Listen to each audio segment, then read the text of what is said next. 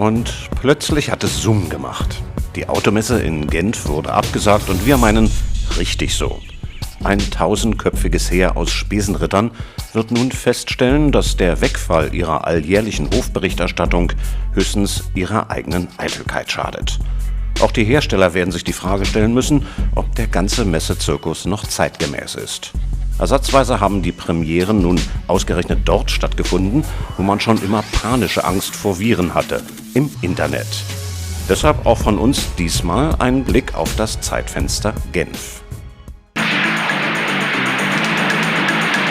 You can see, ladies and gentlemen, this is really a serious upgrade.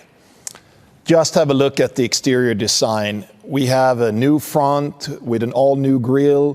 AMG now has... Ja, das ist schon bitter, wenn der Mercedes-Chef persönlich wieder an die Front muss und die neue E-Klasse verkaufen soll.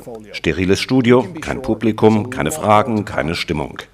Das haben wir natürlich radikal gekürzt, weshalb hier zum Ende auch noch 2 weitere Führungskräfte vor die Kameras müssen, um Winke-Winke zu machen. Thank you. Bye bye. Good. So.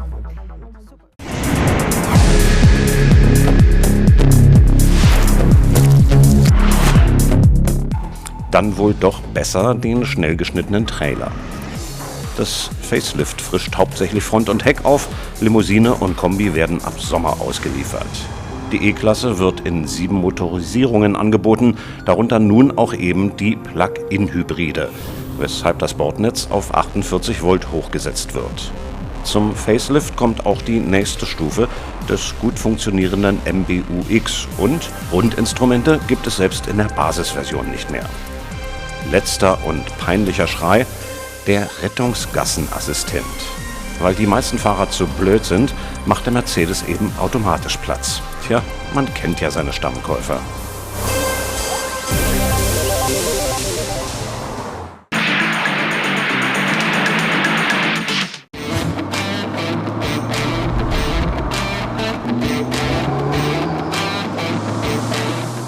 Ja, die Bilder der Trailer gleichen sich wie eine Serpentine der anderen.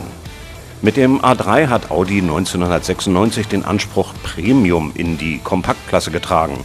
In der 4. Generation wurde auch hier das Infotainment MMI aufgerüstet und erkennt jetzt sogar Buchstaben per Handschrift auf dem Display.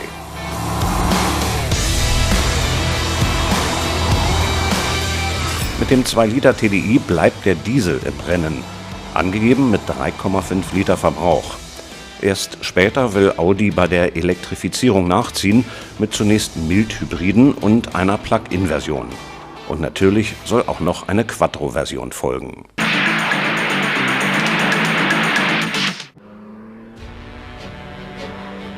Auch diese Bilder könnte man beliebig austauschen, besonders wenn Drohnenpiloten im Höhenrausch sind.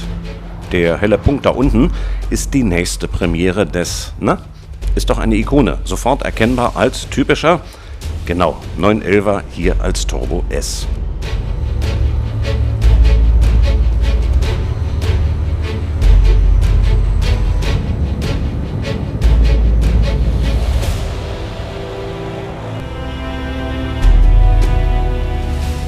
Der 3,8 Liter Boxer droht jetzt mit 650 PS und 800 Newtonmeter. Auf 100 geht es mit der Doppelkupplung nun 2 Zehntel schneller, in 2,7 Sekunden.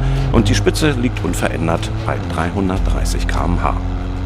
Die vielen Pferdchen haben natürlich ihren Preis. 335,66 € kostet das PS, bei 650 also gut 218.000.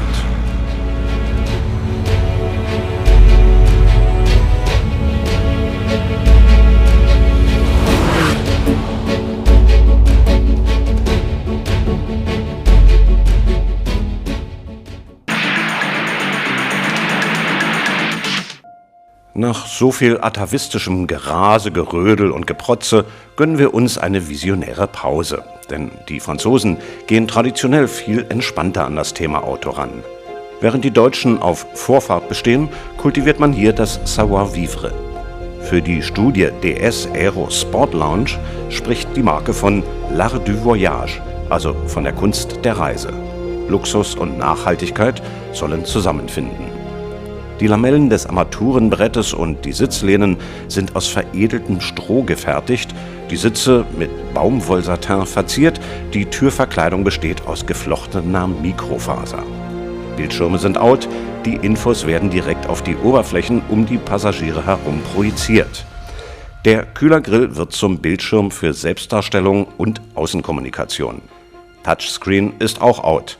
Gesteuert wird über Gesten und Rückmeldung als Haptikersatz via dreidimensionalem Ultraschall. Ist Schall nicht immer dreidimensional? Technik scheint hier zur Poesie verklärt, auch wenn das rein elektrische Reisefahrzeug mit einem 110 Kilowattstunden Akku protzt, der unter optimalen Bedingungen 650 Kilometer Reichweite bringen soll, wenn man nicht gerade die 2,8 Sekunden von 0 auf 100 ständig testet. Und das bei einem 5 Meter Über-SUV.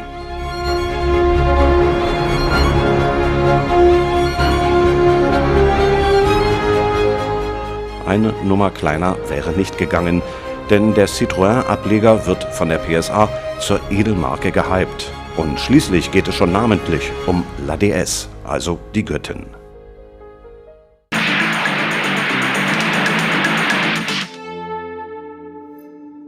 I was made to look like you. Und hier der direkte Mitspieler beim gallischen Utopie-Wettbewerb, der Renault Morphos. Auch diese Studie eine rein elektrische Reiselimousine und auf Wunsch auch Stadtfahrzeug. Denn auf Knopfdruck verändert das Konzept seine Länge um 40 cm. Was nicht nur den Radstand verkleinert, sondern auch mit dem Wechsel auf einen kleinen Stadtakku mehr Reichweite bringen soll.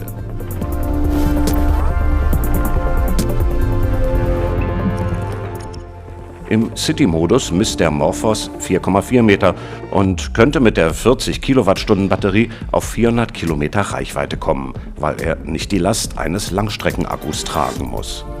Im Travel-Modus hingegen wächst der Morphos auf 4,8 Meter und schafft Platz für zusätzliche Akkus mit 50 Kilowattstunden Kapazität, also vereinte 90 Kilowattstunden für 700 Autobahnkilometer. Für das Auto-Wechseldichtspiel müssten allerdings spezielle Stationen angefahren werden. Natürlich herrscht innen Wohnzimmer bzw. Club-Atmosphäre, denn dargestellt wird eine junge Zielgruppe, eine sehr junge Zielgruppe. Interessant, Renault scheint auch noch unsichtbare Sicherheitsgurte entwickelt zu haben, denn niemand ist angeschnallt. To bring you closer to what really matters. Morphos embraces the shapes of your life.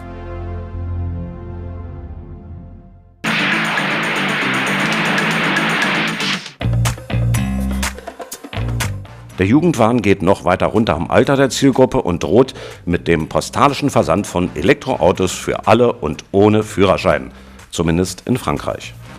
Unter dem etablierten Namen Ami bietet Citroën nun ein Elektromini 2,41 Meter lang und 1,39 breit. Der Zweisitzer soll 70 Kilometer schaffen und ist auf 45 Spitze begrenzt, weshalb er bei uns ab 16 mit der Fahrerlaubnis AM gefahren werden darf. In Frankreich ohne Pappe ab 14. Allerdings entfallen in diesem Segment auch viele Sicherheitsauflagen. Mieten respektive Leasing für 20 Euro im Monat? Naja, die 3.500 Euro Pfandhinterlegung sind bei den Preisangaben ziemlich klein gedruckt. In Deutschland sollen es 2.600 sein. Wer kaufen will, zahlt 7.000 Euro vor Ökoprämienabzug. Der 5,5 Kilowattstunden Akku lässt sich laut Hersteller über eine reguläre Steckdose in 3 Stunden aufladen, sofern man nicht im 4. Stock wohnt.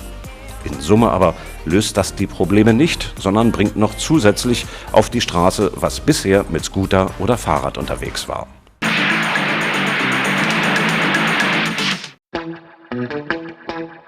Und nun zum Finale Furioso, denn der neue 500e ist die reine Elektroversion, ähnelt dem bekannten Modell zwar stark, steht aber auf komplett neuer Plattform und ist gewachsen. 42 Kilowattstunden Batterie, Reichweite bis 320 Kilometer, 118 PS E-Motor, 85 Kilowatt Lader, angeblich in 5 Minuten Strom für 50 Kilometer, abgeregelt bei 150 Spitze. Innen wurde aufgerüstet, sogar bis zum autonomen Fahren auf Level 2.